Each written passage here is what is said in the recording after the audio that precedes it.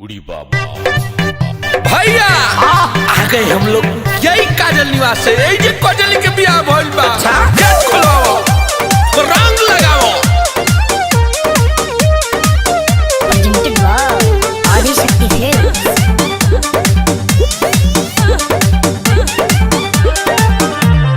बारे पगले तू मजनुआ ससुरो में आइले रे जनुआ नैहर में यरबू तू भोग ले लसु आ ससुरो में आके बढ़ावा तारा दुख। अरे भाग यहाँ से बेंग।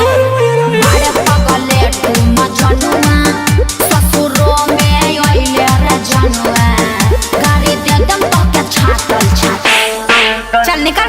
रंग डालवाई के बोला सुगा बोला। अरे रंग डालवाई के पताल गइलू काजल सैया भिरी मरलू हो बड़ी बुरा लागो। रंग डालवाई के पताल गइलू काजल सैया भिरी मरलू हो बड़ी बुरा लागो। भगवा लोग की ना मारा एक झपकी भाग फेंके लोग बलोग।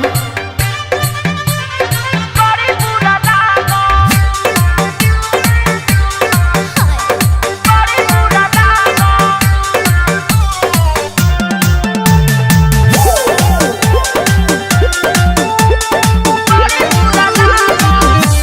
नैहर में संगे हमारा बोका बोका खेलल कही के कोको कोला पीछू कारी है ने रे लाला।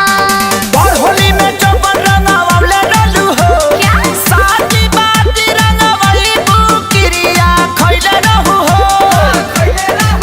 काथी क्रिया चोली के ओ घरी रही नहीं दांतल दांतल। अरे जोन रे मटी लगना। रंग डालवाई के बोल बेबी बोल। अरे रंग डालवाई के पताल गइलू काजल सैया भिरी मरलू हो बड़ी बुरा लागो। रंग डालवाई के पताल गइलू काजल सैया भिरी मरलू हो बड़ी बुरा लागो।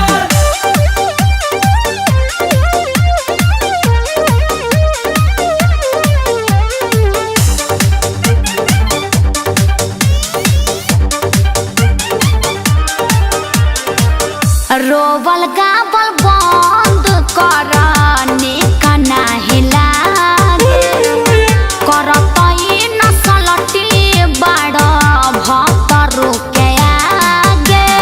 अखिलेश के सारी के भागावतार हो यारी थोड़ी भतार से लगावतार हो।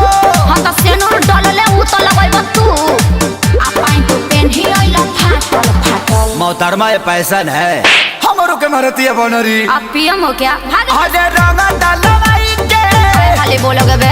अरे रंग डालवाई के पताल गइलू काजल सैया भिरी मरलू हो बड़ी बुरा लागो।